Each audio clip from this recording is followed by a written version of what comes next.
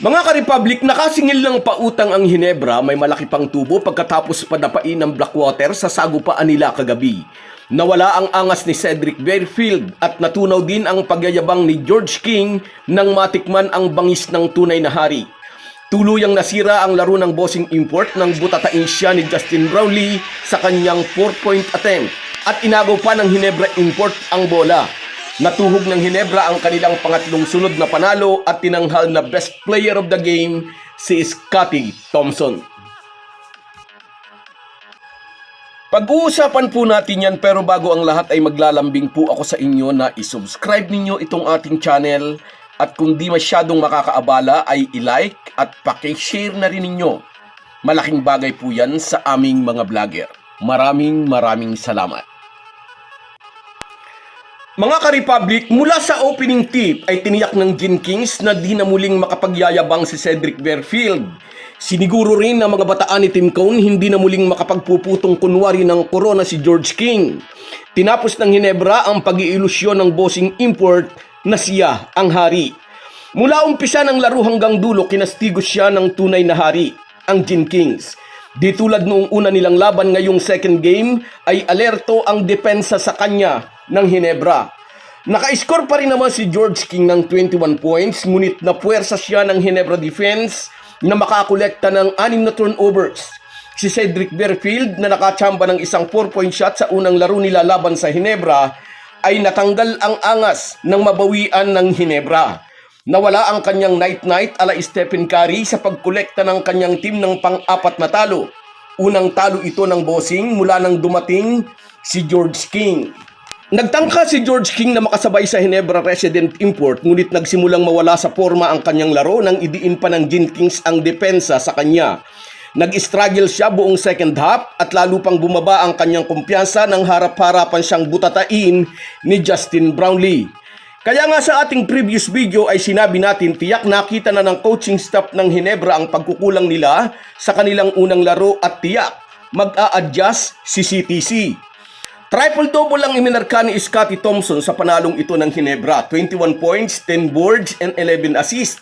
Tulad nga ng mga nauna nating sinabi, unti-unti nang bumabalik ang dating galawan ng former MVP at timing ito sa paglalim ng laro ng mga mag-aalak. Wala pa sa 100% si Scottie, pahayag ni Coach Tim Cone. 85 to 90% pa lang daw ang kondisyon ni Thompson. At sa totoo lang daw ayaw nilang paglaruin ito ng longer minutes. Kahit daw sa kanilang team practice ay hindi nila ito pinupuwersa. Almost double-double din si Justin Brownlee, 20 points and 9 rebounds. Samantalang may 15 points naman si RJ Abarrientos. Nagiging consistent din si Stephen Holt na nag-contribute ng 14 points, humablot ng 7 boards at namigay ng 5 assists. Samantalang si Japet Aguilar ay may 14 points. Umabot pa sa 19 points ang kalamangan ng Hinebra, 105 to 86. Ano ba ang naging paalala ni Coach Tim Cone sa kanyang mga players sa pagpasok nila sa larong ito? Kailangan daw nila ng mas mataas na level of intensity. Dahil nakita raw niya, pinatunayan daw ng Blackwater na ang mga ito ay isang malakas na team. Kailangan mag-iba ang attitude nila sa laro. At agad ngang ipinamalas ng Gin Kings ang bagong attitude nila sa laban. Agad nilang iniwan ng bossing 36 to 22 sa pagtatapos ng first quarter. 11 puntos agad ang maagang contribution dito ni Justin Brownlee. 4 na laro pa ang natitira para sa Hinebra dito sa second round of elimination. Sunod sa kanilang kalendaryo ang pakikipagtuos na muli sa isa pang team na tumalo sa kanila sa first round, ang kupunan ni Coach Yeng Giao. Kagabi rin nasungkit ng rain or shine ang kanilang pang-5 panalo kontra sa nag-iisang talo. Ang ROS ang nangunguna sa Group B team standings, pumapangalwa ang Barangay Hinebra na may 4 na panalo, 2 talo. Sa Biyernes, September 13, muling magtutuos ang pintura at ang mga mag-aalak. Sa debut game ng Hinebra sa conference na ito ay pinasalubungan sila ng ROS ng isang masakit na talo.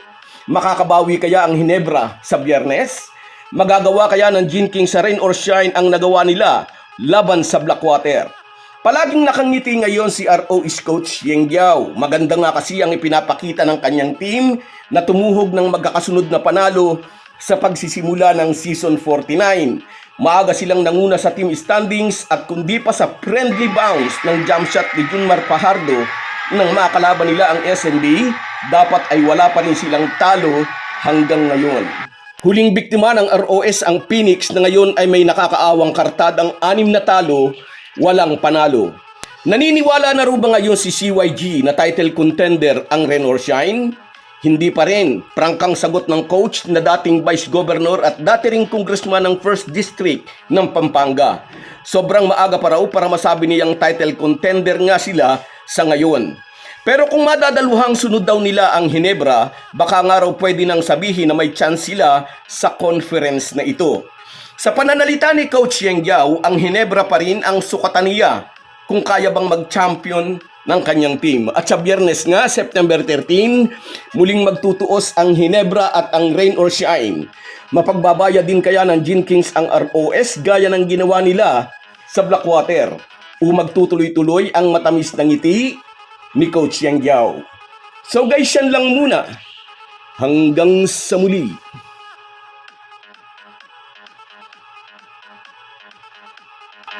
Kung wala po kayong mga viewers namin ay walang magtatagumpay na vlogger.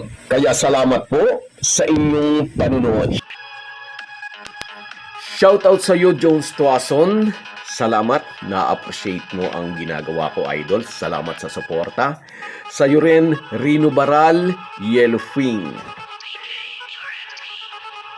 Sa iyo rin, Winston Vergara. Salamat, idol. Salamat sa suporta.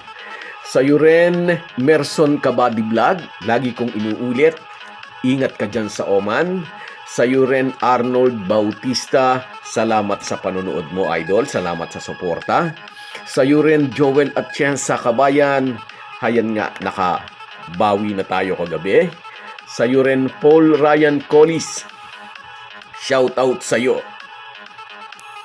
At sa iyo rin, Emily Olivares, shout out, nasa Saudi ito. At sa iyo rin, Lilia Laoreta. Muntik na tayo naging magka-apelyido. Sa iyo rin, SG Alan Garcia and Musang 2017. Shout out sa inyong dalawa. Sa iyo rin, Cecilia Gibara. Shout out. Salamat sa panunood. At sa iyo rin, Andres Ladipcater. Salamat sa inyong lahat. Kahit gaano po tayo kabisi, ay huwag po nating kalimutan ang ating buhay espiritual. Lagi po tayong magpasalamat sa bawat araw na dagdag sa ating buhay. Malaki po ang maitutulong ng pananalangin araw-araw. Isang paalala po mula sa inyong Halo Halo Sports Republic.